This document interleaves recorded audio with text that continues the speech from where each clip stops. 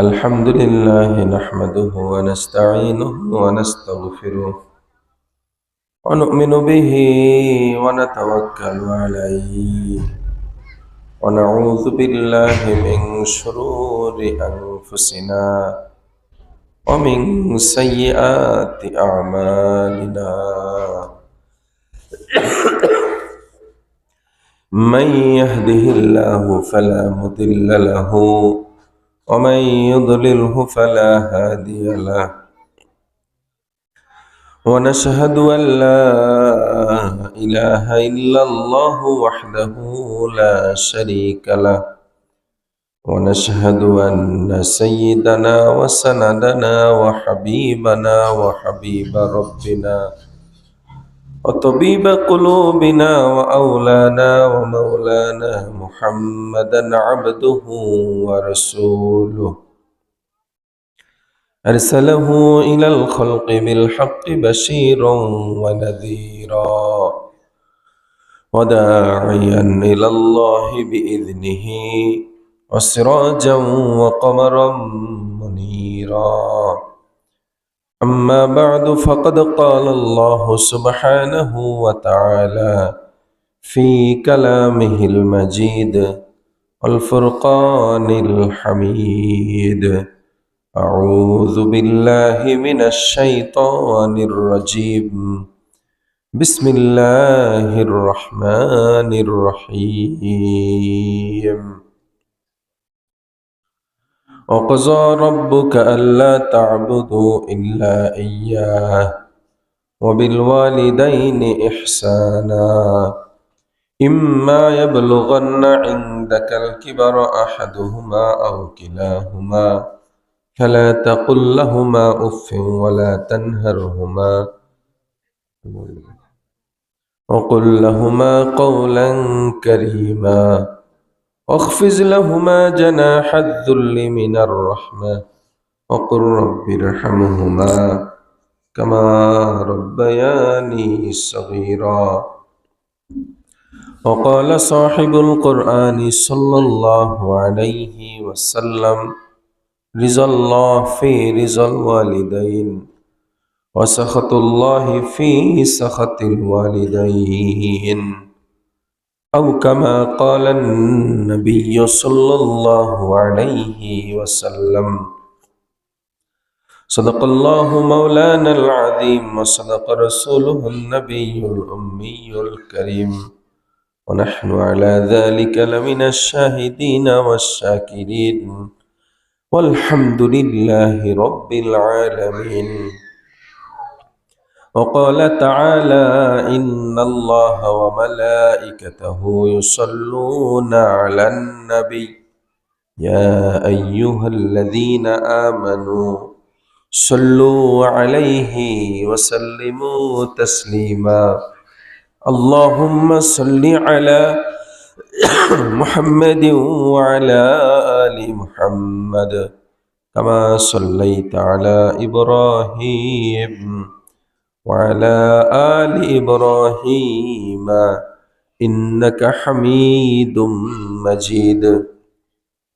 اللهم بارك على محمد وعلى آل محمد كما باركت على إبراهيم وعلى آل إبراهيم إنك حميد مجيد. بلغ العلا محبته بلغ العلا بكماله كشف الدجى بجماله حسنت جميع خصاله صلوا عليه وآله.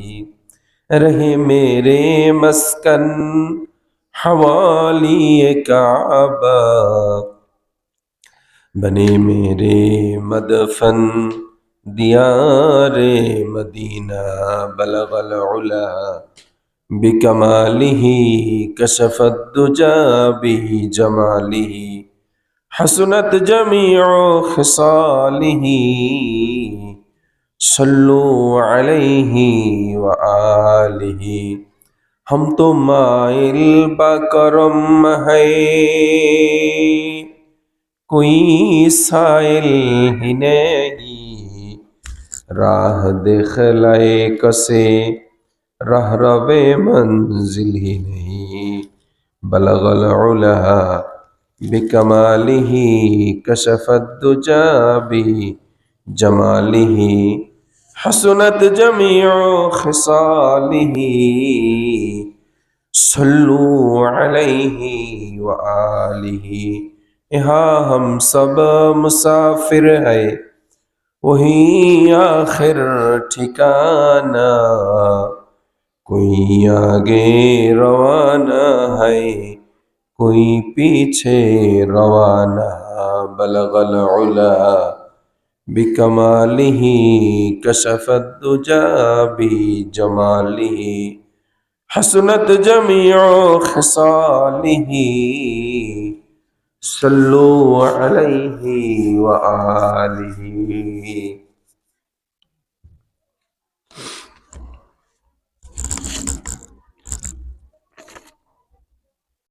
বাথলি পূর্বপাড়া ওয়াজ ও দোয়ার মাহফিলের শ্রদ্ধাভাজন সভাপতি মাওলানা মুফতি খলিলুর রহমান সাহেব, পেশ ইমাম ও খতিব, বাথলি জামে মসজিদ।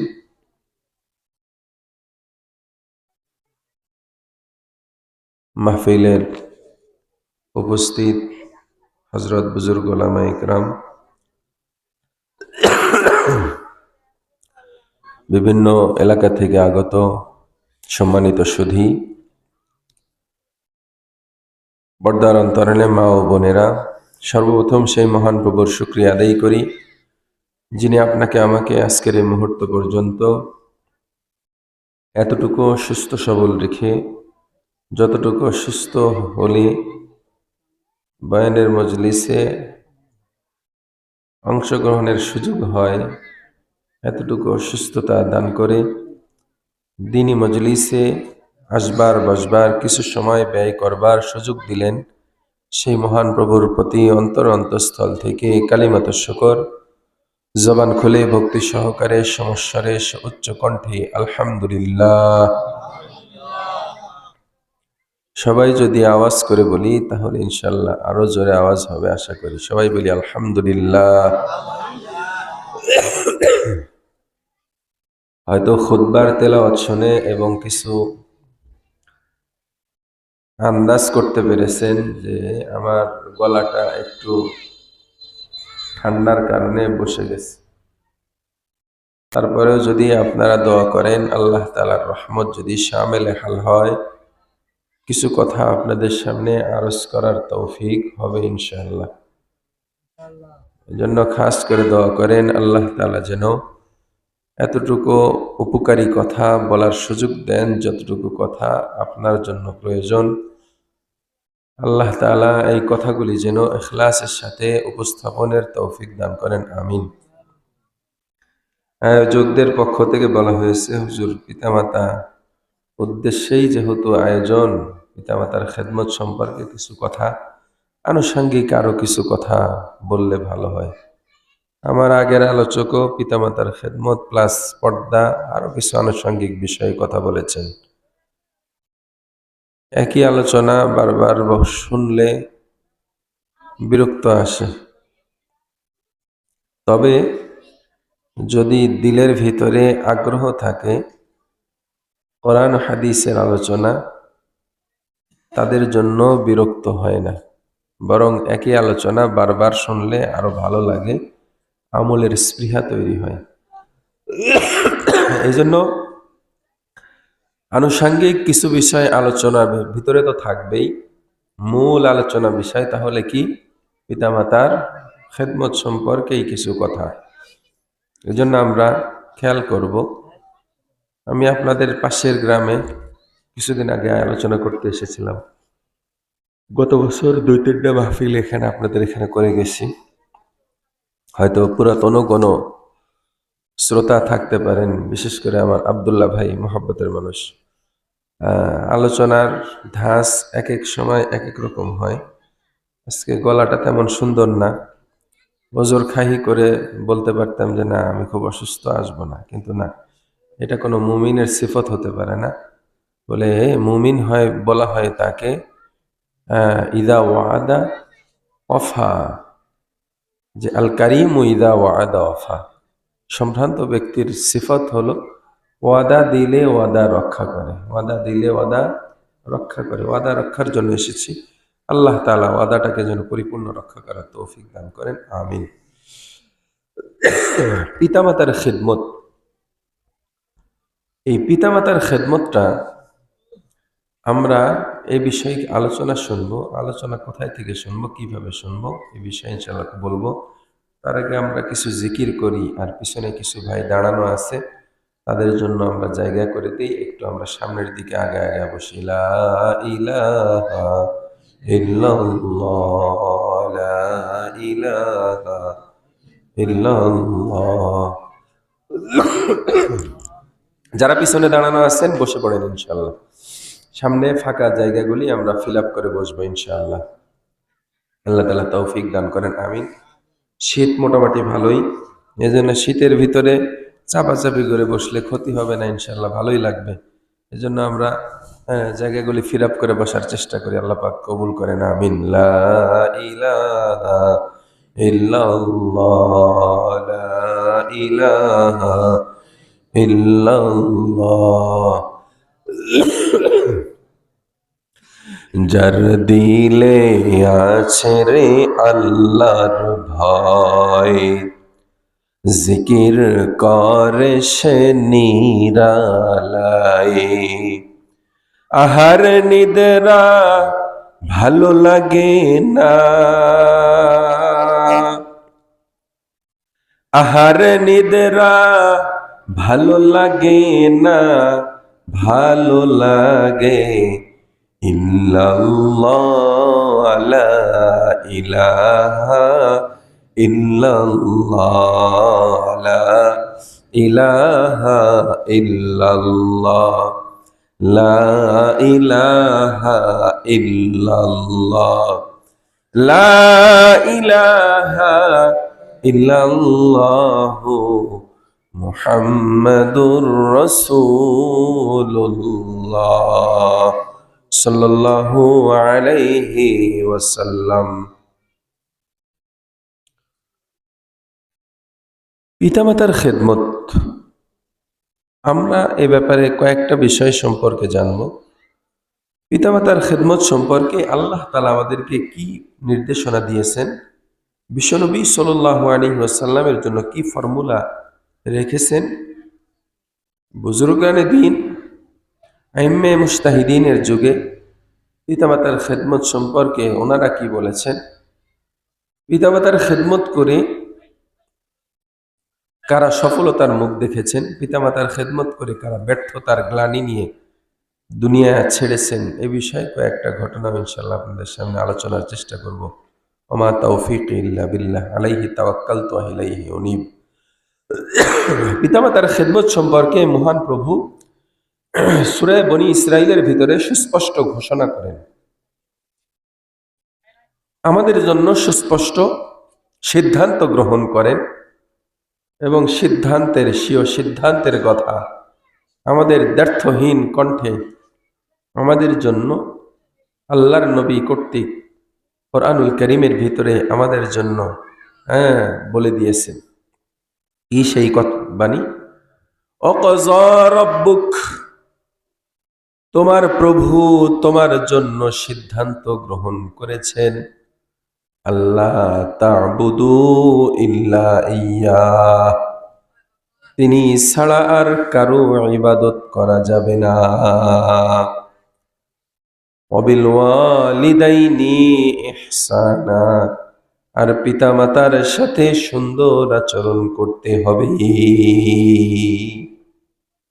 প্রভু আমাদের জন্য দুইটা সিদ্ধান্ত নিলেন। কয়টা সিদ্ধান্ত? এক নাম্বার সিদ্ধান্ত, তিনি ছাড়া কারো ইবাদত করা যাবে না। ইবাদত করতে হবে শুধু কার? আল্লাহ। আল্লাহ ছাড়া কোনো মানুষের ইবাদত করা যাবে, কোনো মাখলুকের ইবাদত করা যাবে না। মাখলুকের ইবাদত করা বৈধতা নেই, কোনো মূর্তির পূজা করার বৈধতা নেই। কোনো পেশাবকে সেজদা করার অনুমতিও কোরআন হাদিসে নেই। আল্লাহ তাআলা কর্তৃক সম্পূর্ণ নিষিদ্ধ। ইবাদত হবে শুধুমাত্র কার? আল্লাহ। আল্লাহ ছাড়া আর কারো ইবাদত করা যাবে না। আরো একটু জিকির করি, লা ইলাহা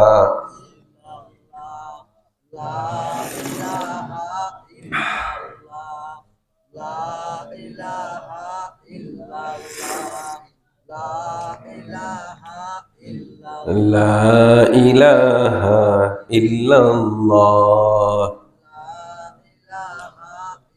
জিকির করলে দিলের ময়লা দূর হয় ইনশাআল্লাহ। এই জন্য জিকিরটা মনোযোগ সহকারে করি, লা ইলাহা ইল্লাল্লাহ।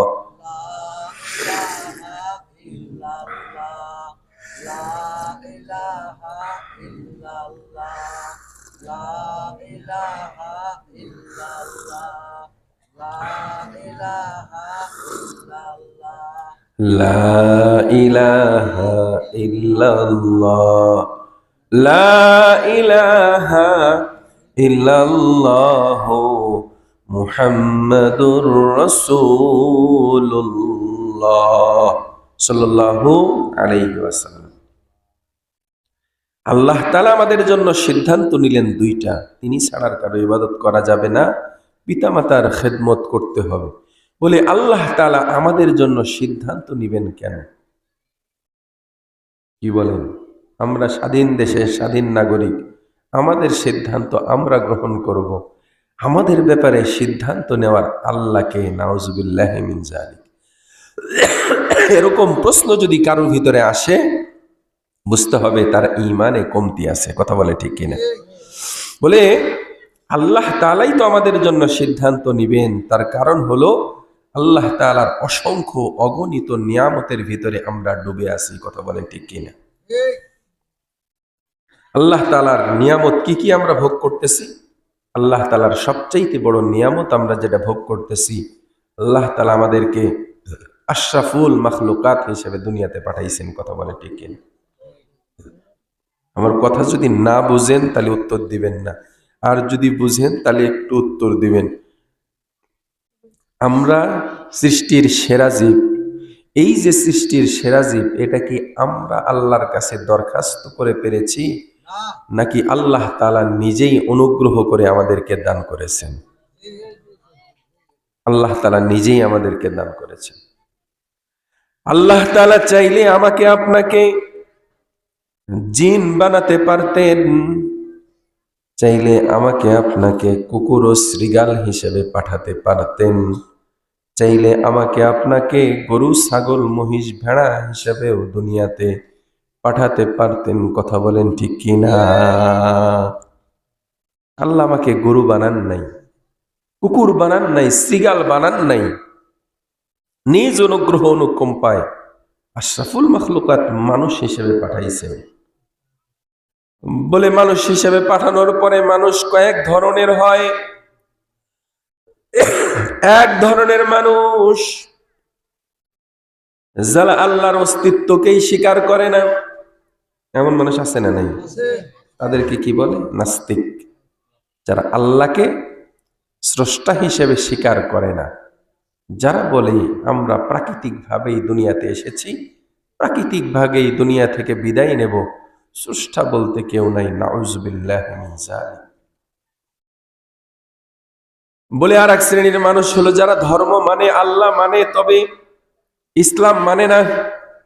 ধর্ম মানে কিন্তু কি মানে না?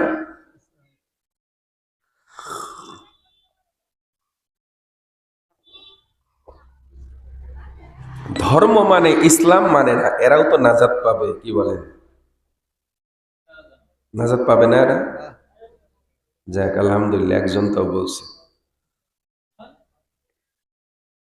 যারা ধর্ম মানে কিন্তু মিথ্যা ধর্ম মানে, তাদের নাজাত পাওয়ার কোনো অপশন নাকি আছে? বলে প্রমাণ কি?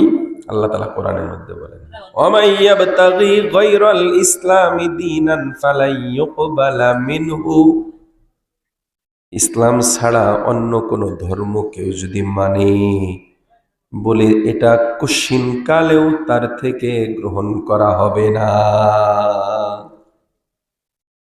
মহাগ্রন্থ আল কোরআনুল কারিমের ভিতরে দুই একটা মিথ্যা কথা আছে, নাউজুবিল্লাহ। একটা মিথ্যা আছে, একটা ভুল আছে, সন্দেহযুক্ত আছে। দুনিয়াবাসী প্রত্যেকে যারা তাদের প্রজ্ঞা মেধা ব্যয় করে বই বানানোর ক্ষমতা আল্লাহ তাআলা যাদেরকে দান করেছেন,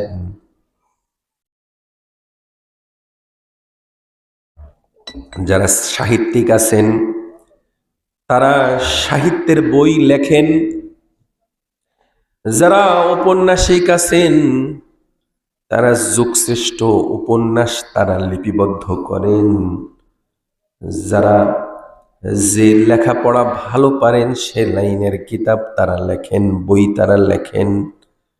প্রত্যেক লেখক তার বইয়ের শুরুতে একটা কথা লিখে দেয় যে আমার এই বইটা মানুষ হিসেবে লিখেছি, ভুলের ঊর্ধ্বে নয়। যদি কোনো পাঠকের দৃষ্টিগোচর হয়, আমার ভুলটা যদি ধরে দেয়, তার কাছে আমি চিরকৃতজ্ঞ থাকব। পরবর্তী সংস্করণের সময় এই ভুলটা শুধরে পরবর্তী সময়ে আমি বইটাকে সঠিকভাবে আবারও উপস্থাপন করব। যারা শিক্ষিত সমাজ আছেন উত্তর দেন, এরকম লেখা থাকে কি থাকে না বলেন? থাকে।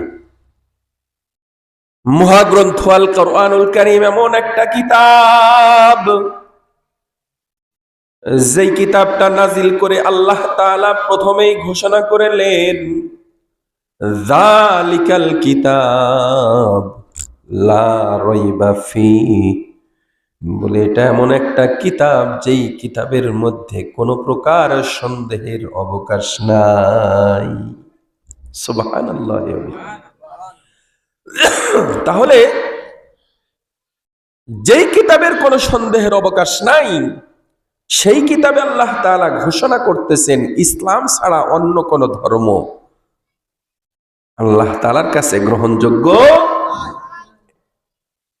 তাহলে আল্লাহর কাছে গ্রহণযোগ্য ধর্ম কোনটা? ইন্নাদ-দীনা ইনদাল্লাহিল ইসলাম। আল্লাহ পাক রব্বুল আলামিন সুস্পষ্ট ঘোষণা দেন, আল্লাহর কাছে শুধুমাত্র কেবলমাত্র মনোনীত ধর্ম হলো ইসলাম। বলে ইসলাম ছাড়া আর যা আছে সবগুলি হলো দুই প্রকার। কয় প্রকার? একটা হলো হয়তোবা মিথ্যা ধর্ম, আর একটা হলো এক সময় সঠিক ছিল, কিন্তু সেটার ডেট পার হওয়ার কারণে সেটার এখন গ্রহণযোগ্যতা নাই। যেরকম হিন্দু ধর্ম, এর কোনো ভিত্তি নাই। অনেক ধর্ম আছে যার কোনো কি নাই, ভিত্তি নাই। খ্রিস্ট ধর্ম ভিত্তি আছে, কি বলেন? ইহুদি ধর্ম ভিত্তি আছে, তবে এখন আর সেটার গ্রহণযোগ্যতা নাই।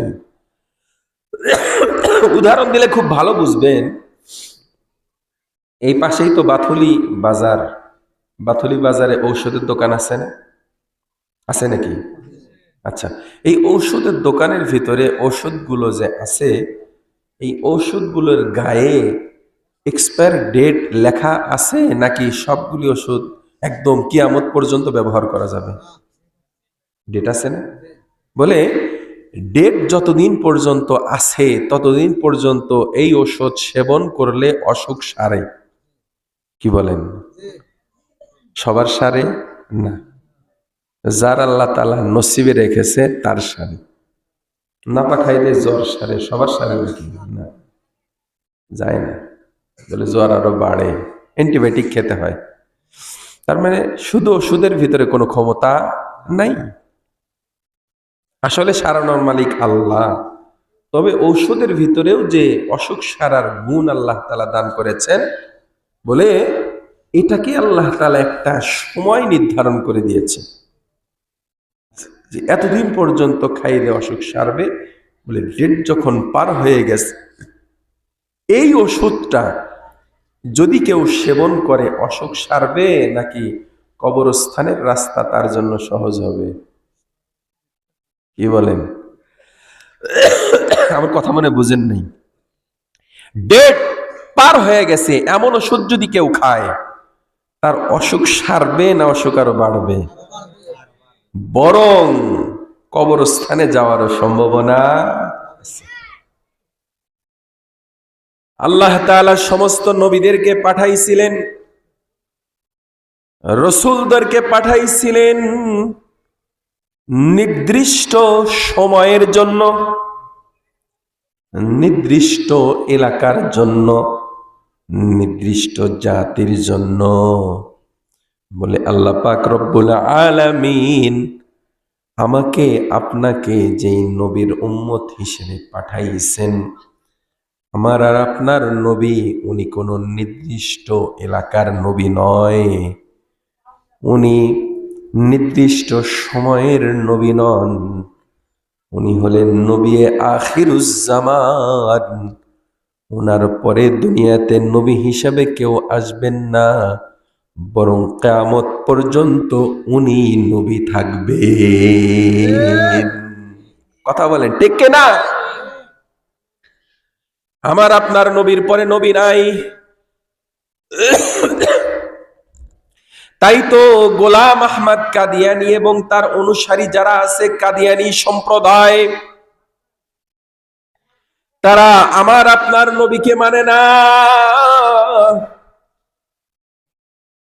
শেষ নবী হিসেবে নবীর সব মানে, কিন্তু নবীর একটা গুণ মানে না, সেটা হলো কি? আমার আপনার নবী শেষ নবী। তারা বলে গোলাম আহমদ কাদিয়ানী সে হলো শেষ নবী। নাউজুবিল্লাহি মিন যালিক। এই জন্য তারা মুমিন না, তারাও কি? কাফের। এ ভাই, তারা কি? কাফের। আপনারা গ্রাম অঞ্চলের মানুষ, তারপরেও এতটুকু মাথায় রাখতে হবে, কাদিয়ানীরা কাফের, কাদিয়ানীরা কাফের। এতটুকু মাথায় ঢুকায় রাখতে হবে। কেন? কাদিয়ানীদেরকে যারা কাফের মনে করবে না তারাও কাফের। কাদিয়ানীদেরকে যারা কি মনে করবে না? কাফের মনে করবে না তারাও কাফের। আমাদের দেশের অনেক নেতারা আছে যারা কাদিয়ানীদেরকে কাফের মনে করে না। তারা বলে তারাও মুসলমান, আমরাও মুসলমান। নাউজুবিল্লাহি মিন যালিক। মুসলমান এমন কোন জিনিসের নাম না যেটা একবার আমার ভিতরে নিয়ে আসছি, এরপরে যা বলবো যা করব আমার ইসলাম আমার থেকে দূরে সরবে না। বিষয়টা কি এমন না। ইসলাম হলো নিজেকে পরিপূর্ণভাবে আল্লাহর কাছে আত্মসমর্পণ করা। কথা বলেন ঠিক কিনা? আল ইসলাম গর্দান নেহাদান বা তাআত, আনুগত্যের জন্য নিজের মস্তককে আল্লাহর দরবারে অবনত করার নামই হলো ইসলাম। যাই হোক, যেটা বলতেছিলাম, তাহলে আমার আপনার নবী সর্বশেষ নবী, এই বিশ্বাস আমাদের ভিতরে রাখতে হবে। আমার আপনার নবী বিশ্ব নবী, আমার আপনার নবী এক এলাকার নবী নন, উনি শুধুমাত্র মানুষের নবী তাই নন, উনি হলেন সমস্ত জাহানের নবী। আল্লাহু আকবার।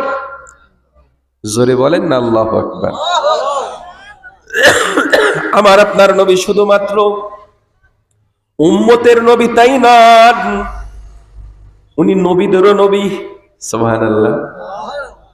উনি ইমামুল আম্বিয়া, সমস্ত নবীদের ইমাম, সমস্ত নবীদের ইমাম। আল্লাহ তাআলা মেরাজের রজনীতে, কখন? মেরাজের রজনীতে। মেরাজের রজনী মানে কি? মানে মেরাজের রাতে। মেরাজের রাতে আল্লাহ তাআলা বাইতুল মাকদিস, বাইতুল মুকাদ্দাস যেটা আমরা চিনি, জেরুজালেমে, যেটা ইহুদি কর্তৃক দখলদার বাহিনী দখল করে রাখছে, সেই বাইতুল মুকাদ্দাস আমাদের প্রথম কিবলা। বিশ্বনবী সাল্লাল্লাহু আলাইহি ওয়াসাল্লাম যেই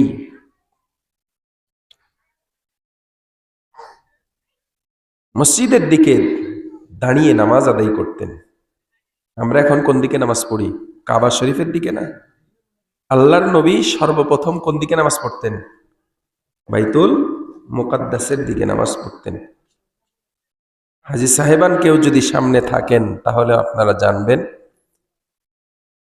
মদিনাতুল মুনাব্বারায় একটা মসজিদ আছে, মসজিদে যু কিবলাতাইন। আল্লাহ তাআলা 2017 সালে হজ ব্রত পালন করার তৌফিক দিয়েছিলেন, গিয়েছিলাম, দেখেছি মসজিদে যু কিবলাতাইন, দুই কেবলাওয়ালা মসজিদ।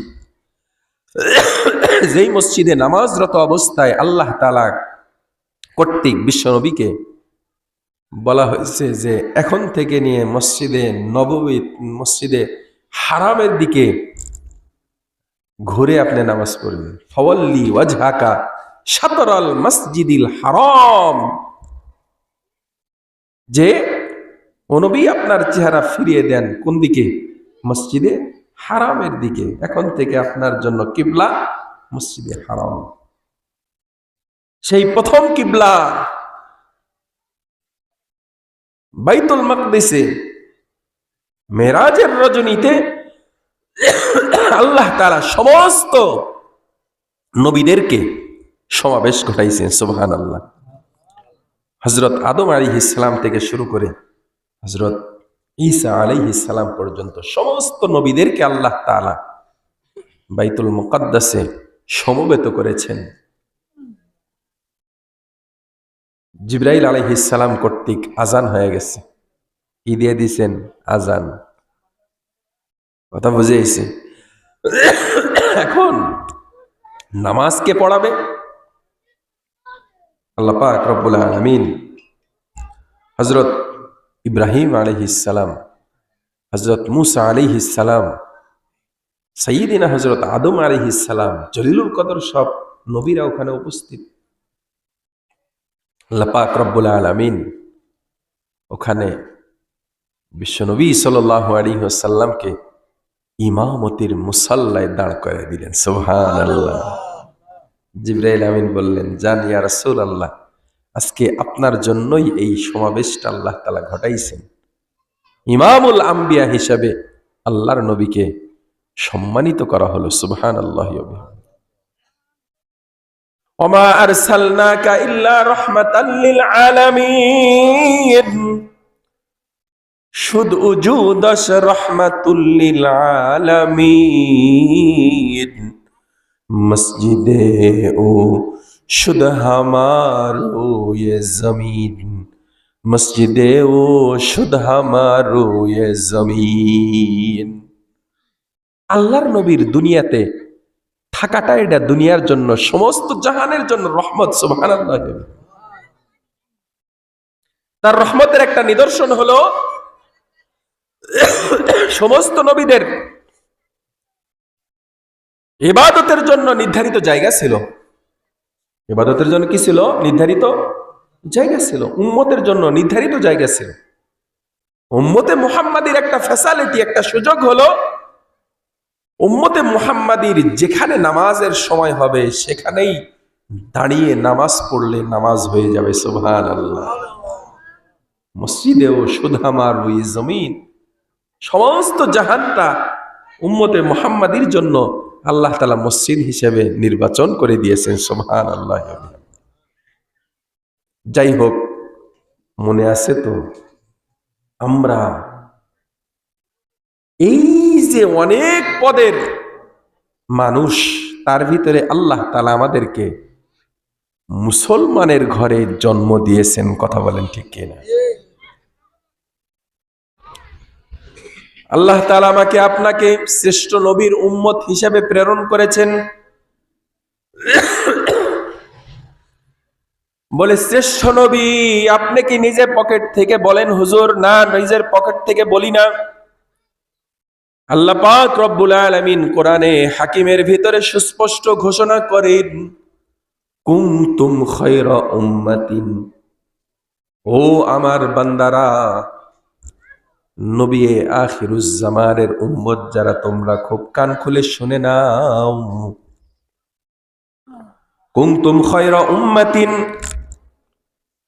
তোমরাই হলে শ্রেষ্ঠ উম্মত। সুবহানাল্লাহ, জোরে বলেন। আমরা হলাম শ্রেষ্ঠ উম্মত। আল্লাহ পাক সুস্পষ্ট ঘোষণা করলেন।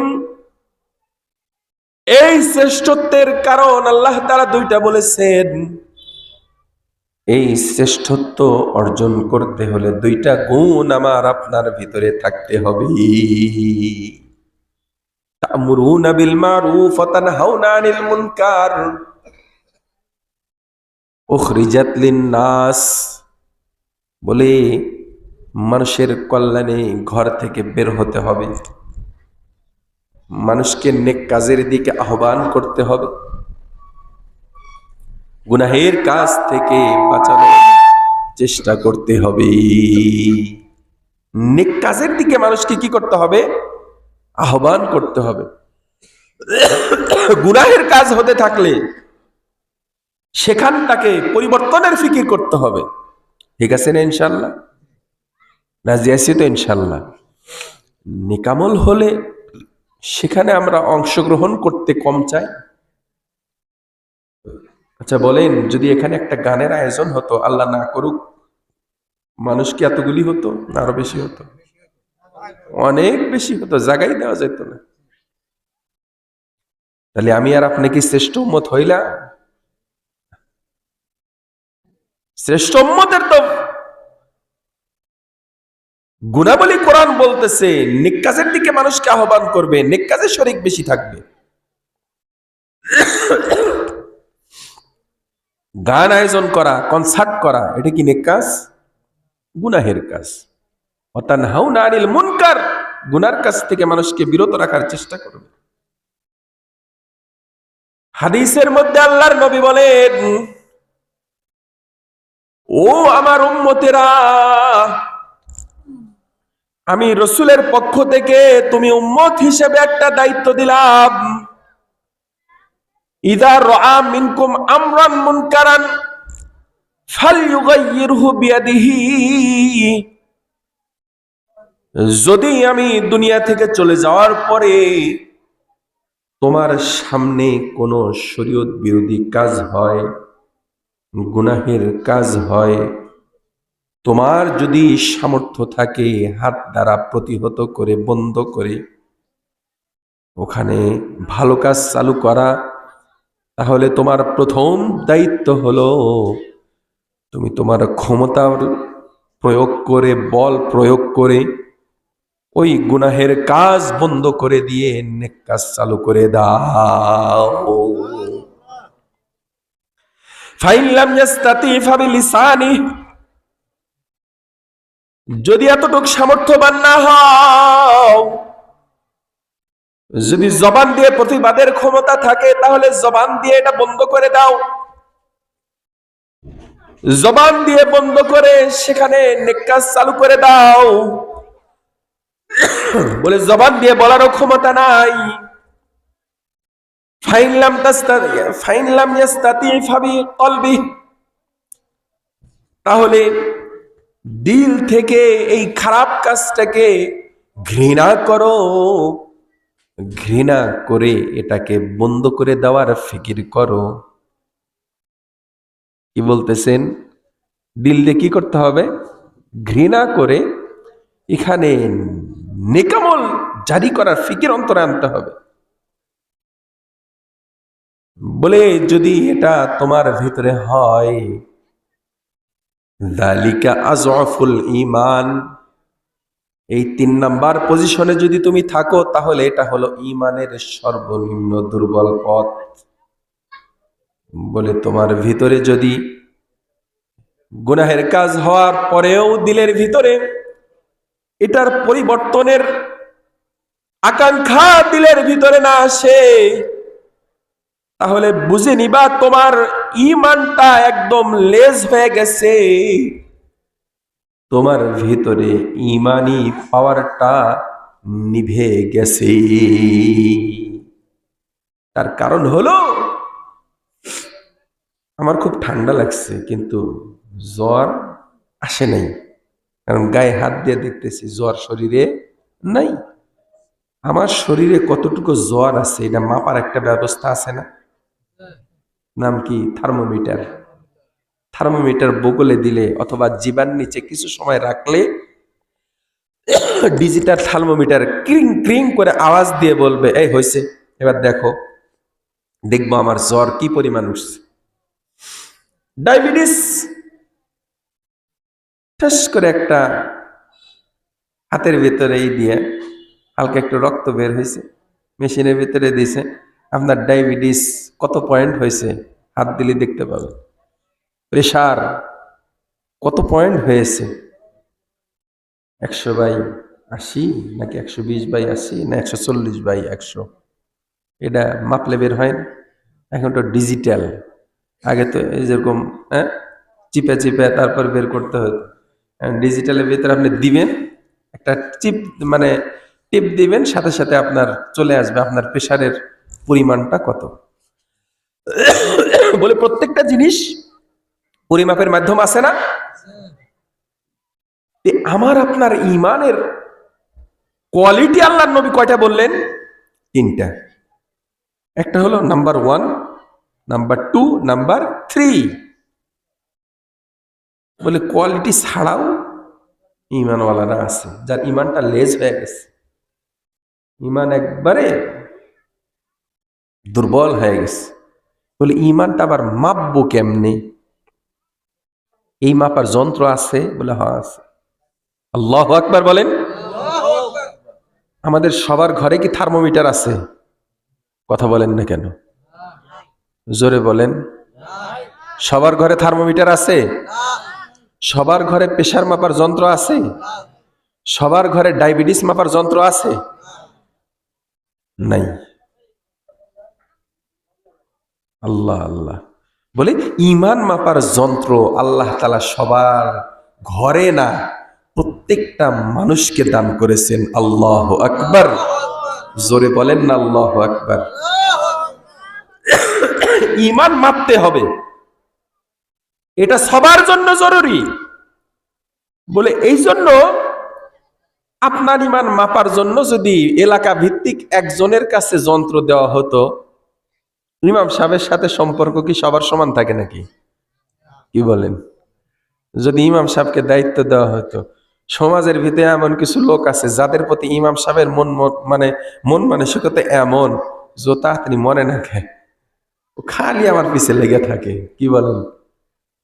হ্যাঁ, ইমামও যেহেতু মানুষ, সে কি সঠিক সিদ্ধান্ত দিবে?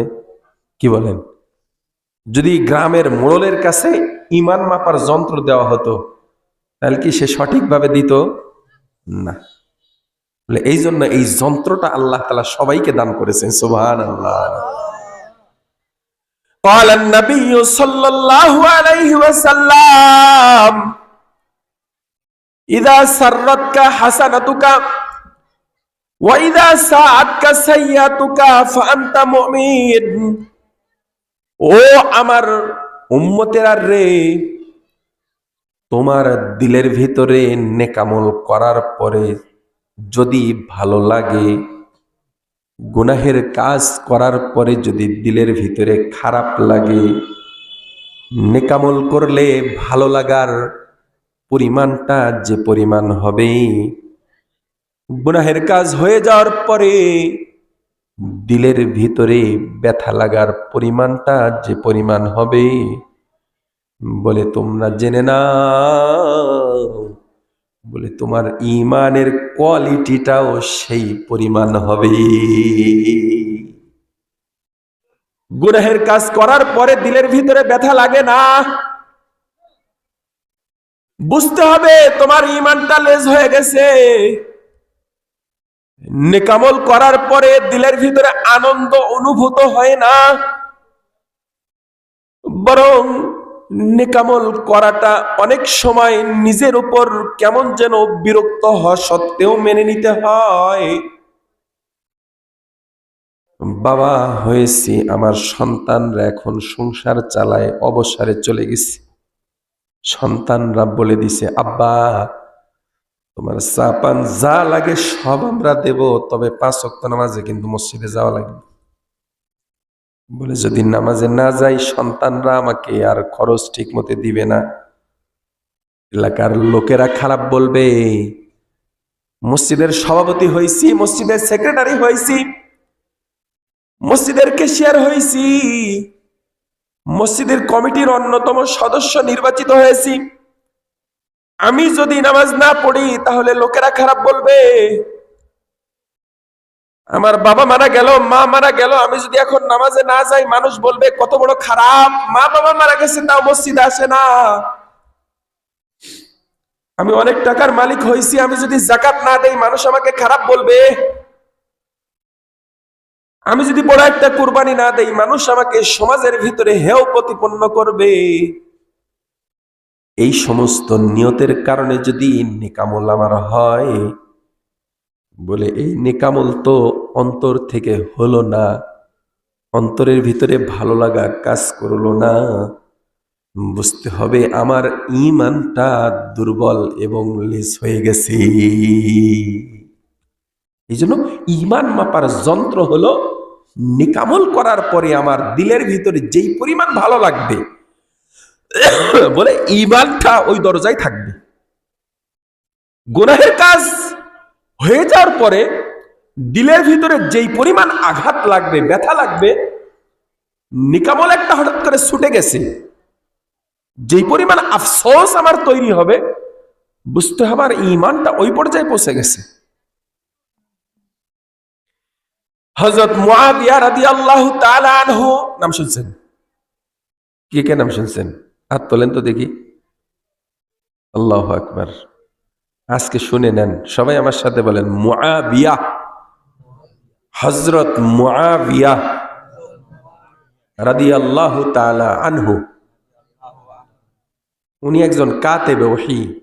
আল্লাহ নবীর উপরে যে ওহী নাজিল হতো না, এটাকে লিখতেন সৌভাগ্যবান কিছু সাহাবী, তার ভিতরে অন্যতম একজন আমিরে মুআবিয়া রাদিয়াল্লাহু তাআলা। উনি নিয়মিত তাহাজ্জুদের সালাত আদায় করেন। কিসের নামাজ পড়েন? এ ভাই কিসের নামাজ পড়েন? তাহাজ্জুদের নামাজ। তাহাজ্জুদের নামাজ পড়েন তো? যদি না পড়েন, আপনার কাছে আবদার জানিয়ে যাই, অসুস্থ মুসাফির হিসেবে আপনি তাহাজ্জুদের নামাজটা একাধারে 1 সপ্তাহ পড়ে দেখেন, দিলের ভিতরে কত ভালো লাগে। আমার সন্তান হচ্ছে না, আমি পীর সাহেবের দরবারে যাই, হুজুরের কাছে তাবিজ খুঁজি, হুজুরের কাছে যা দোয়া চাই। আমার ব্যবসা বাণিজ্য ভালো যাচ্ছে না, আমি তাবিজ খুঁজি, হুজুরের কাছে যা দোয়া চাই, পীর সাহেবের কাছে যা সাহায্য চাই। আমার সমস্যার সমাধানের জন্য অমুক অমুকের কাছে দৌড়াই, কোথাও যাওয়া লাগবে না। হ্যাঁ যান, হুজুরের কাছে দোয়া চান, পীর সাহেবের কাছে দোয়া চান, তবে সবচাইতে দোয়া করতে হবে তাহাজ্জুদের নামাজের সময়। শেষ রজনীতে আল্লাহ তাআলা ফেরেশতাদেরকে পাঠায় দেন, ফেরেশতারা ঘোষণা করে আলা হাল মিন মুস্তাগফিরিন ফাগফিরু লাহু, আলা হাল মিন মুস্তারজিকিন ফারজুকু লাহু। আছে কেউ তোমাদের ভিতরে যারা রিজিক প্রশস্ত করতে চায়, আমি রিজিক বাড়াই দেব, সুবহানাল্লাহ। অসুস্থকে সুস্থতা দান করব, সুবহানাল্লাহি ওয়া বিহামদিহি। এই জন্য আমার আপনার রিজিকের ফয়সালা আল্লাহ তাআলা সহজ করে দিবেন, সুবহানাল্লাহি ওয়া বিহামদিহি। এই জন্য আমাকে আপনাকে তাহাজ্জুদের নামাজটা আদায় করতে হবে। রাজি আছেন ইনশাআল্লাহ?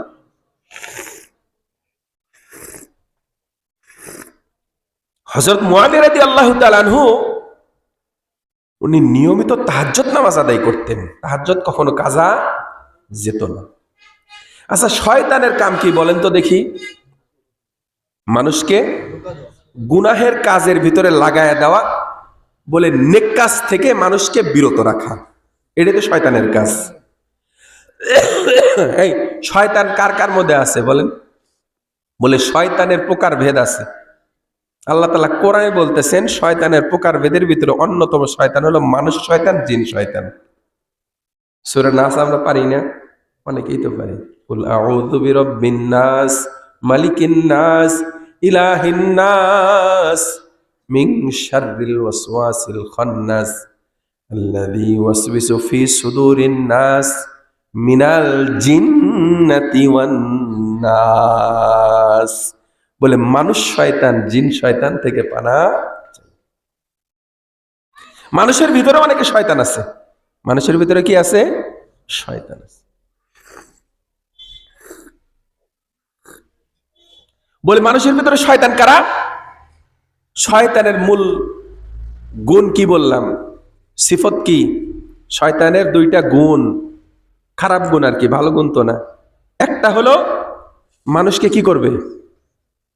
খারাপ কাজ করাবে, গুনার কাজ করাবে। 2 নাম্বার, নেক কাজ থেকে বিরত রাখবে। নেক কাজ থেকে কি রাখবে? বিরত রাখবে। আমার কথা কি বুঝতেছেন? আপনারা যে আসছেন, এখান থেকে যাওয়ার পরে কিছু যদি নিয়ে যেতে পারেন, আসা বসাটা ফায়দাদায়ক হবে। কি বলেন? আসলেন গেলেন, কিছুই নিতে পারলেন না, ফায়দা হবে? তাহলে শয়তান কাকে বলে? বলে না।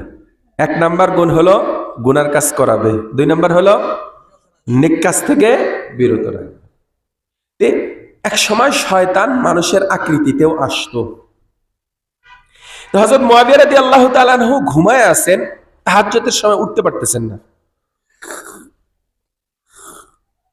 শয়তান এসে এমন ভাবে পা টেপা শুরু করছে, মাথা টেপা শুরু করছে।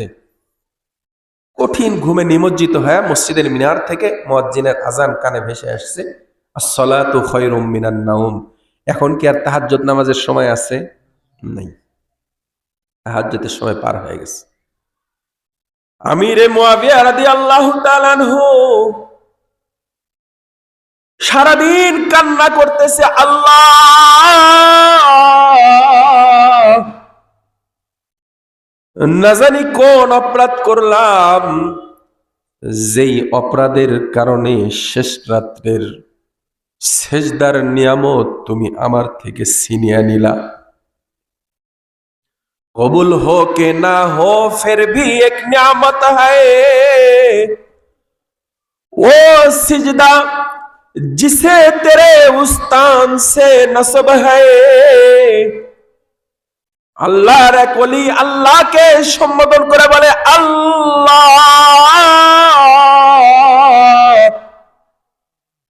যেই সিজদাটা আমি তোমার কুদরতি পায়ে দেই, এই সেজদা কবুল হোক অথবা না হোক সেটা আমার দেখার বিষয় না। আমি যে তোমার কুদরতি পায়ে সেজদা দেওয়ার সুযোগ পেলাম, এটাই তো আমি বান্দা হিসেবে আমার জন্য অনেক বড় সৌভাগ্যের। কথা বলেন ঠিক কিনা?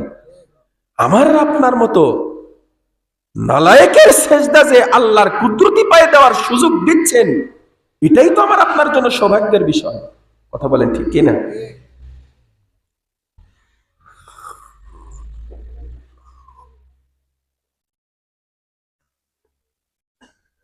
আমি আর আপনি ইবাদত করতেছি, মনে একটা শঙ্কা জাগে না, আমার ইবাদত কবুল হচ্ছে কি হচ্ছে না? এরকম শঙ্কা জাগে কি জাগে না বলেন? জাগে না? হ্যাঁ, এরকম শঙ্কা অনেকেরই জাগতো। আমাদের বড়দের ভিতরে একজন হাজী ইমদাদুল্লাহ মুহাজির মক্কি রহমতুল্লাহ আলাইহি, কিছু আল্লাহ বুজুর্গের নাম যুবক ভাই তোমরা মুখস্থ করো। তোমরা তো রোনালদোর নাম জানো, মেসির নাম জানো, কি খবর? এগুলোর নাম জানেন না? ভালো ভালো খেলোয়াড়ের নাম জানেন? কয়জন সাহাবীর নাম জানেন? কয়জন আল্লাহওয়ালার নাম জানেন? কাদের উসিলায় আল্লাহর কাছে মাপ চাইবেন? হাজী ইমদাদুল্লাহ মুহাজির মক্কি রহমতুল্লাহি আলাইহি, উনি ভারতবর্ষের মানুষ হলেও ওনার কবর হলো জান্নাতুল মুআল্লা। সুবহানাল্লাহ ওয়া বিহামদিহি। মক্কাতুল মুকাররমায় জান্নাতুল মুআল্লা, ওখানে ওনার কবর। উনি হিজরত করে মক্কায় চলে গেছে। ওনার মুরিদ বড় বড় আমাদের আকাবিররা। ওনাকে একজন জিজ্ঞাসা করছে, হুজুর আমার আমল যে কবুল হয় এর প্রমাণ কি, কেমনে বুঝবো? উনি বলেন, আচ্ছা বলো, তোমার কেউ যদি প্রশংসা করে, তোমার কেউ যদি গুণকীর্তন করে, তোমার যদি সেটা কঠিনভাবে অপছন্দনীয় হয়, তুমি কি তাকে গুণকীর্তন করতে দিবা নাকি বাধা দিবা? সাপোজ আপনাকেই প্রশ্ন করতেছে, আপনাদের কি কেউ আপনার প্রশংসা করতেছে কিন্তু সে আপনার কঠিন শত্রু, তার মুখের প্রশংসা কি আপনার ভালো লাগবে নাকি আঘাত লাগবে অন্তরে? তো তুই থাম, তোর অত প্রশংসা করা লাগবে না, এরকম বলবো না আমরা? কি বলেন? হাজী ইমদাদুল্লাহ মুহাজির মক্কি রহমতুল্লাহ আলাইহি বলতেছেন, আমি আর আপনি আল্লাহর দরবারে কুদরতি পায়ে সেজদা করতেছি, এটা যদি আল্লাহর আসলেই অপছন্দ হয়, আল্লাহ আমাকে আর আপনাকে বারবার এই সেজদা করার সুযোগ দিবেন না। যদি আল্লাহ বারবার সেজদা দেওয়ার সুযোগ দেয়, বুঝতে হবে আল্লাহ আমাকে কবুল করতেছেন। সুবহানাল্লাহ। তাই তো আল্লাহর ওলি বলেন যে কবুল হোক না হোক, আমি যে সেজদা করতে পারতেছি এটাই আমার আল্লাহর অশেষ মেহেরবানি। আল্লাহর এক বান্দা প্রতি বছর হজ ব্রত পালন করেন, প্রতি বছরই হজে যান। প্রতি বছর হজ পালন করার সময় আল্লাহর পক্ষ থেকে ঘোষণা আসে, ও অমুকের ছেলে অমুক, তোমার হজ কিন্তু কবুল হয় নাই। কি ঘোষণা আসে? তোমার হজ কবুল হয় নাই। উনি সাথে করে একজন ওনার মুরিদ নিয়ে যায়। কি নিয়ে যায়? মুরিদ সাথে নিয়ে যান। একাধারে অনেক বছর পর্যন্ত একই আওয়াজ শোনে। কোথায়? আরাফার প্রান্তরে 10ই জিলহজ। আল্লাহর কাছে দোয়া করে, আসমান থেকে জবাব আসে, তোমার হজ কবুল হয় নাই। মুরিদ বলতেছে, হুজুর, আপনার প্রত্যেক বছর হজের সময় আল্লাহর পক্ষ থেকে ঘোষণা আসে, অমকের ছেলে অমক, তোমার হজ কবুল হয় নাই, তারপরে আপনি বেলজ্জার মতো প্রতি বছরই হজে আসেন, লাভ কি? আল্লাহর ওলি বলতেছে, ও ভাই, আমার আল্লাহ তো একজন, আমারটা কবুল না করলেও তার জন্য অসংখ্য এমন বান্দা আছে যাদের হজকে তিনি কবুল করেন। কিন্তু আমি বান্দার তো আল্লাহ ছাড়া দ্বিতীয় আর কোনো মাবুদ নাই, যে আমার আল্লাহ কবুল না করলে আমি গিয়ে তার ইবাদত করে তার দিল জয়ীর জন্য তার ইবাদত করব। আল্লাহ কবুল করলেও তারই ইবাদত করব, আল্লাহ যদি কবুল না করে তারপরেও তার ইবাদত করব। ইয়া বম ইয়া না ইয়া বম জুস্তে জুই মিকুনাম হাসিল আয়াদ ইয়া না আয়াদ আর জুই মিকুনাম। আমি আল্লাহর নৈকট্য পাই অথবা না পাই, তারপরেও তার কুদরতি পায়ে আমি পড়ে থাকবো। হাসিল আয়াদ ইয়া না আয়াদ, আমি তাকে পাই অথবা না পাই, আর জুইমি কুনাম, বুক ভরা আশা নিয়ে পড়ে থাকবো, আল্লাহ হয়তো কোনো এক সময় তার পাগল বান্দারে কুদরতি কোলে তুলে নিবে। এই আশায় আমি তার দরবারে পড়ে থাকবো।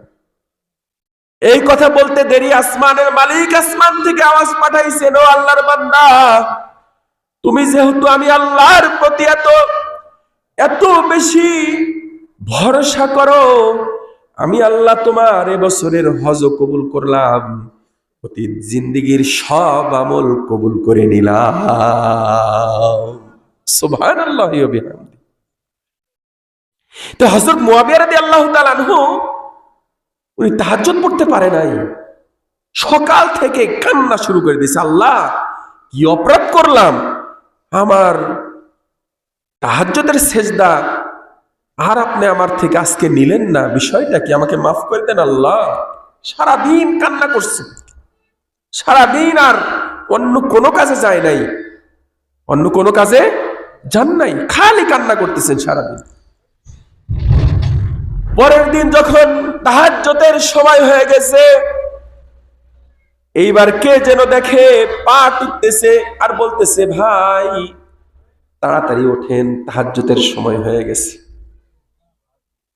আল্লাহু আকবার বলেন, জোরে বলেন আল্লাহু আকবার। তাহাজ্জুদের সময় ডাকতেছে, নেক কাজের দিকে ডাকা তো এটা ভালো মানুষের কাজ। এই তুমি আমাকে ডাকো কেন? কে তুমি? গতকাল আমার তাহাজ্জুদ ছুটে গেছে, আজকে তো আমি পেরেশান ছিলাম, আজকে আমি তাহাজ্জুদ মিস দেব না। কে তুমি যে আমাকে এত বড় উপকার করলে? আজকে আমার এই নিয়ামত যেন হাতছাড়া না হয়। আমাকে আজকে আবার ডেকে দিচ্ছ, কে তুমি? বলতেছে আমি শয়তান। কি বলে? আমি শয়তানের কাজ কি বলেছিলাম মনে আছে? মনে নাই? শয়তানের কাজ হলো গুনার কাজে শরীক করানো আর নেকামল থেকে বিরত রাখা। তাহাজ্জুদ পড়ে না নেকামল না? নেকামলের জন্য ডাকা এটা তো শয়তানের কাজ না। তুমি আমাকে ডাকতেছো, বিষয়টা কি? বলে বিষয় হলো আপনাকে কালকে তাহাজ্জুদ থেকে বঞ্চিত আমি শয়তানি করেছিলাম,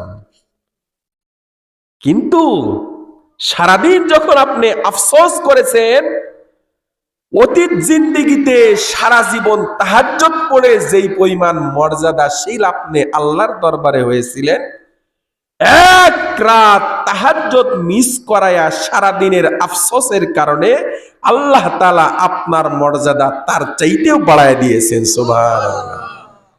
আমি শয়তান চিন্তা করলাম, আজকের রাতও যদি আবার তাহাজ্জুদ না পড়েন, সারাদিন যদি কালকেও কান্না করেন, আপনার মর্যাদা তো আরো বেড়ে যাবে। তাহলে তো আমি শয়তান ফেল মেরে গেলাম। এই জন্য বেশি নিয়ামত যেন না পান, অল্প নিয়ামত যেন আপনাকে আল্লাহ দান করেন, এই বেশি নিয়ামত থেকে মাহরুম করার জন্যই আমি ডাকছি। কথা বুঝে আইছে? সতীনের সন্তানকে কোলে নেয় ভালোবেসে না, বরং ক্ষতির নিয়তে। আমাদের বড়দের মুখে ঘটনা শুনছি, সতীনের বাচ্চাকে কোলে নিয়ে ঘোরে, সবাই প্রশংসা। জানো অমুকের তো 2 বউ, ছোট বউটা খুব ভালো। কেমনে?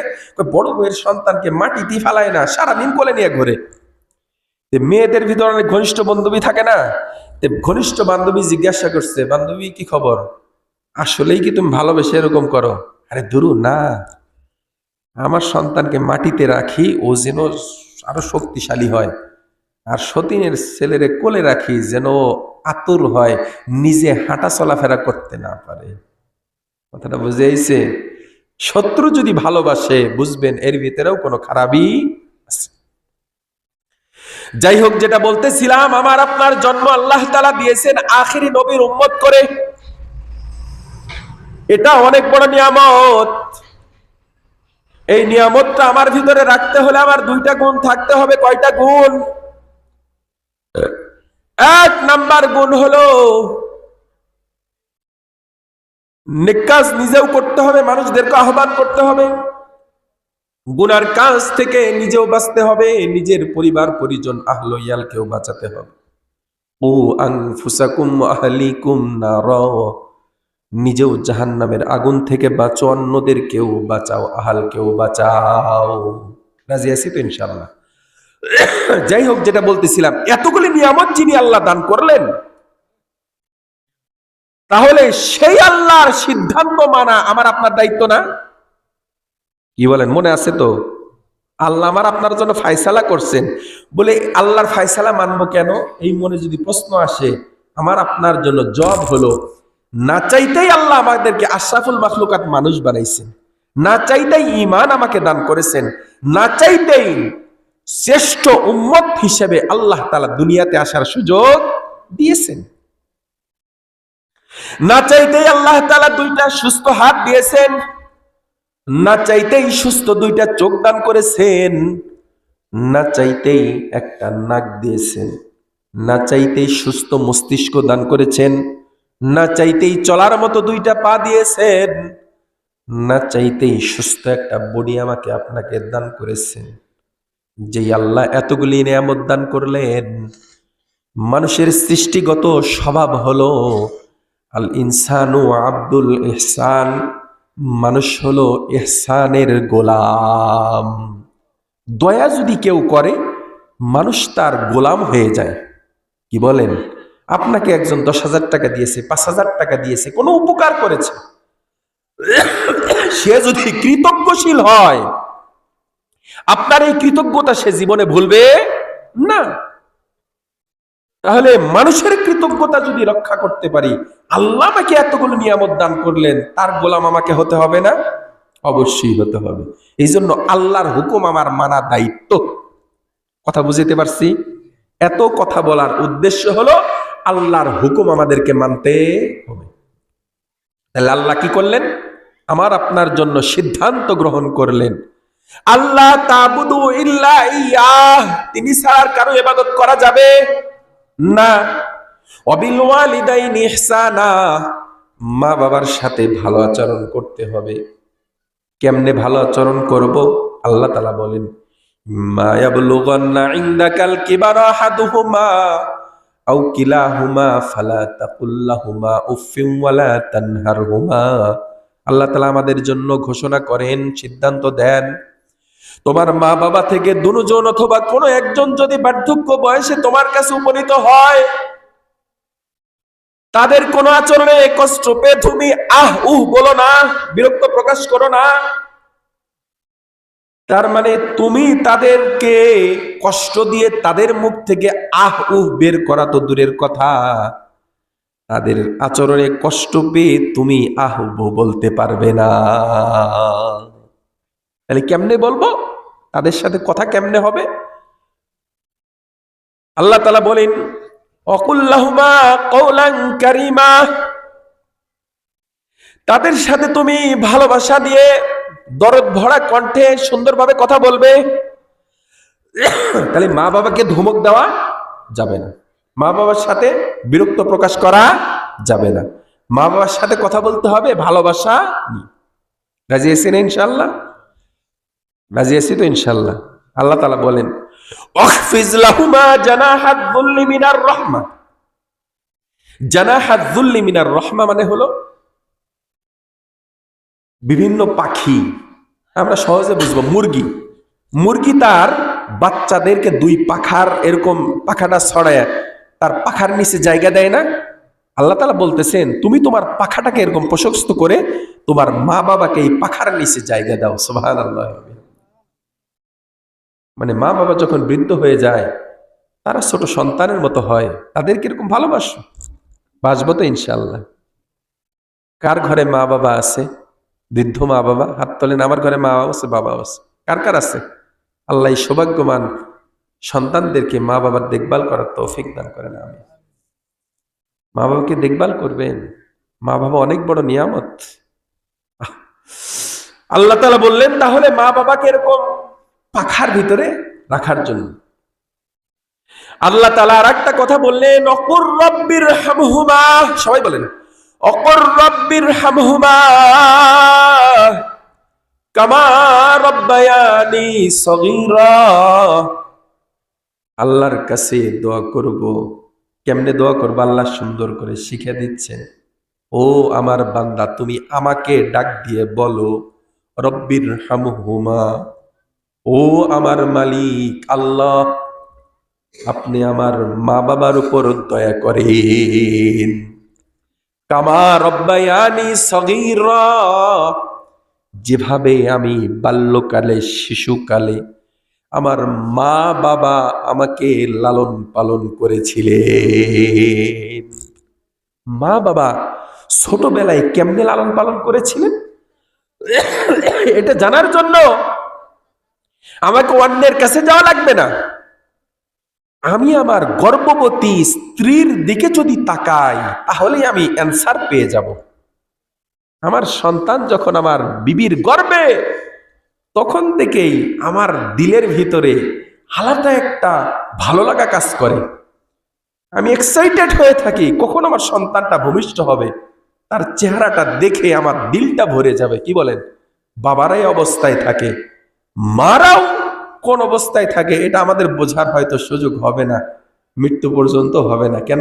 মার কেমন লাগে তো মারাই ভালো জানে। কি বলেন? তবে বাবা হলে পিতৃত্ব স্বাদ কি, এটা আমরা বুঝি।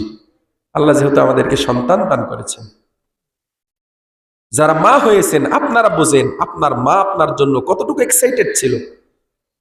আমরা যারা বাবা হয়েছি আমরা বুঝি আমার সন্তানের প্রতি আমার যেরকম ভালোবাসা, আমার মা বাবারও ভালোবাসা আমার উপর সেম ছিল। আমি নিজের শত কষ্ট স্বীকার করতে রাজি, কিন্তু আমার সন্তানকে কষ্টমুক্ত রাখতে চাই। কষ্টমুক্ত রাখতে চাই না? আমার সন্তান যেন কোনো কষ্ট না পায়, এটাই তো আমরা চাই। আমি শত কষ্ট স্বীকার করব, কিন্তু আমার সন্তান যেন সুখে থাকে, এটাই তো আমাদের চাওয়া। বলে আমার ব্যাপারে আমার মা বাবার চাওয়া একই রকম ছিল। কথা বুঝে আইছে? হ্যাঁ। বলে আমার ছোটবেলায় আমার মা বাবা যেমন আমাকে পালন করছে, আল্লাহ আপনিও আমার মা বাবাকে এরকম সুন্দরভাবে লালন পালনের ব্যবস্থা করেন। সুবহানাল্লাহ। কার কার মা বাবা কবরে চলে গেছে? হাতটা তোলেন। আহ, হাত নামান। আমাদের সেলিম ভাই, ওনার বাবা অনেক বছর আগেই মারা গেছেন, মা কিছুদিন আগে মারা গেছেন, গত এই মাসেরই 10 তারিখে। আজকে 27 তারিখ, 17 দিন আগে মারা গেছে। আল্লাহ তাআলা সেলিম ভাইয়ের মা বাবার কবরকে জান্নাতের বাগান বানিয়ে দেন, আমিন।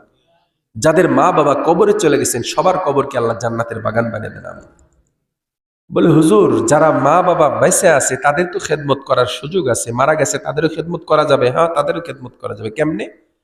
বলে মায়ের বান্ধবী যারা আছে, মায়ের বোন খালা যাদের আছে, তাদের খেদমত করলে মা কবরে বসে সব পাবে। সুবহানাল্লাহ।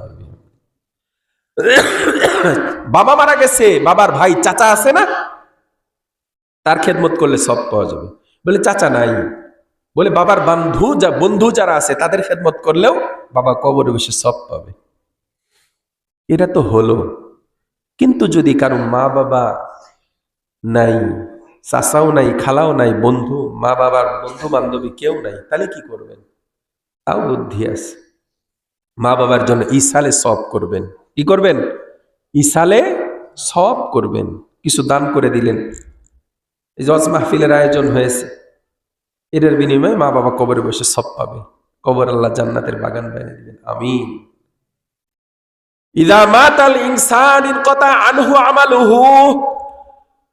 আল্লাহর নবী বলেন, মানুষ যখন মারা যায় তখন তার সমস্ত আমল বন্ধ হয়ে যায়, ইল্লা মিন সালাস। 3টা আমল বাকি থাকে। কয়টা আমল? সাদকাতিন জারিয়াতিন, এমন নেককার সদকা সে দুনিয়াতে করে গেছে যেটা জারি আছে। মসজিদ বানাইছে, মসজিদ যতদিন থাকবে ততদিন কবরে বসে সব পাবে। সুবহানাল্লাহ। মাদ্রাসা বানাইছে, মাদ্রাসা যতদিন থাকবে কবরে বসে সব পাবে।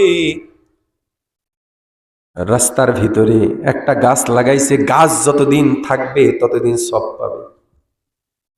মোট কথা এমন সদকা যেটা দুনিয়াতে যতদিন মানুষ উপকৃত হবে ততদিন কবরে বসে সব পাবে। ওয়া ইলমিন ইনতাফাউ বিহি, এমন উপকারী ইলম যেটা মানুষকে শিখাইছে, এই ইলম থেকে যতদিন মানুষ উপকৃত হবে ততদিন কবরে বসে সব পাবে। ওয়া ওয়ালাদিন সালিহিন ইয়াদউ লাহু, এমন নেককার সন্তান রেখে গেছে যেই সন্তান 2টা হাত মা বাবার জন্য উঠায়, মা বাবার জন্য চোখের পানি ফেলে আল্লাহর কাছে দোয়া করে। বলে এই সন্তানের দোয়ার বরকতেও আল্লাহ তাআলা মা বাবার কবরকে জান্নাতের টুকরা বানায় দিবে। এই সন্তানও যদি মা বাবার জন্য ইসালে সওয়াব করে, নেক আমল করে, এটাও সে কবরে বসে পেতে থাকবে। সুবহানাল্লাহি ওয়া বিহামদিহি। এজন্য যাদের মা বাবা কবরে চলে গেছে, মা বাবার জন্য দিল থেকে এই আমলগুলি করব। রাজি আছেন ইনশাআল্লাহ? আল্লাহ তাআলা আমাদেরকে তৌফিক দান করেন, আমিন। বলে কোরআন তো তাহলে বললো মা বাবার খেদমত করতে হবে, হাদিসে আবার কি ফজিলত আছে মা বাবার খেদমতের ব্যাপারে? বিশ্বনবী সাল্লাল্লাহু আলাইহি ওয়াসাল্লাম তার পাক জবানে ইরশাদ করেন, রিজাল্লাহ ফি রিজাল ওয়ালিদাইন ওয়া সাখাতুল্লাহি ফি সাখাতিল ওয়ালিদাইন। কেউ যদি আল্লাহকে নিজের ফেভারে নিয়ে আসতে চায়, যে আল্লাহ আমার উপর রাজি হয়ে যাক, এটা আমরা সবাই চাই না? কি বলেন? আল্লাহ যদি আমার ফেভারে আসে তাহলে কি আর আখিরাতে চিন্তা আছে নাকি? কোনো চিন্তা নেই। सारे दुनिया हो मुखालिफ कुछ नहीं नुकसान है, गम नहीं है डर नहीं है जब खुदा रहमान है। আল্লাহ যদি আমার হয়ে যায়, সমস্ত পৃথিবী যদি আমার বিরুদ্ধে চায়, আমার কোনো টেনশনের কারণ নাই। টেনশনের কারণ আছে নাকি? কোনো টেনশন নেই। আল্লাহ রাজি হবে বলে মা বাবা যদি কার উপর রাজি থাকে, আল্লাহ অটোমেটিকলি রাজি হয়ে যাবে। সুবহানাল্লাহ। আর কারো উপর যদি তার মা বাবা নারাজ থাকে, আল্লাহ নারাজ হয়ে যাবে। নাউজুবিল্লাহি মিন যালিক। আল্লাহ নবী তো জিন্দেগিতে 2-4টা মিথ্যা বলছেন। নাউজুবিল্লাহ বলছেন কি? একটা মিথ্যাও জিন্দেগিতে বলেন নাই। যা বলছেন সত্য বলছেন। যা বলছেন কি বলছেন? সত্য বলছেন। সত্য ছাড়া আল্লাহ কখনোই মিথ্যা বলেন নাই। এজন্য বলে আল্লাহ তাআলা তাআলা কি বললেন তার রাসূলের মাধ্যমে, যে মা বাবা রাজি থাকলে আল্লাহ রাজি, মা বাবা নারাজ হলে আল্লাহ নারাজ।